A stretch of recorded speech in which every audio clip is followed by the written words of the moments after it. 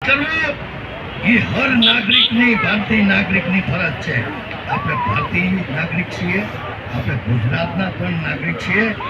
કાનૂન અને ન્યાયતંત્ર એને પ્રણામ કરીએ છીએ, પણ કેસમાં કલમ લગાડતા જે તે એના વિપરીત સજાઓ છે એ હું પણ ભોગવવા તૈયાર છું. અને કહી દઉં ને તમે ભોગવશો. કર્મચારી ભાઈઓ બહેનો ભોગવવા તૈયાર છે. આ વખતે તો ટેકનિકલ ગ્રેડ પે અમારો જૂનો છે, જૂનો 2 વર્ષ થયા, પણ આમાં તમે 2 દી નથી આપતા.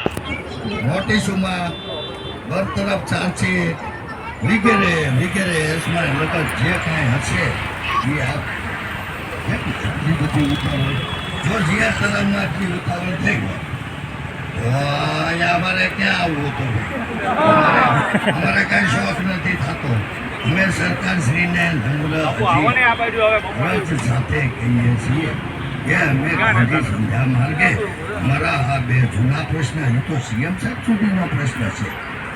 સીએમ સાહેબે ફાઇલ ચલાવી અને એ ફાઇલની અંદર 2001ની કમિટી પુનર્જીવિત થઈ અને એ કમિટીએ મેં નહીં, મારા કર્મચારી ભાઈઓ બહેનો એ નથી રચી, તો એ કમિટીનો અહેવાલ આવી ગયો છતાં 1 વર્ષ થયો. 13/3/24 એટલે ભાઈ 1 વર્ષ વયા જાય, 2 વર્ષ વયા જાય, અમે સહન કરીએ, પાત્રી લોકો રજૂઆત કરીએ, છતાંય શાંતિથી અમે સરકારશ્રી સાથે ઉઘાણી કરતા હોઈએ તો સરકારશ્રીને સંવેદનશીલ થઈ અને આનો નિકાલ કરવો જોઈએ ને ભાઈ.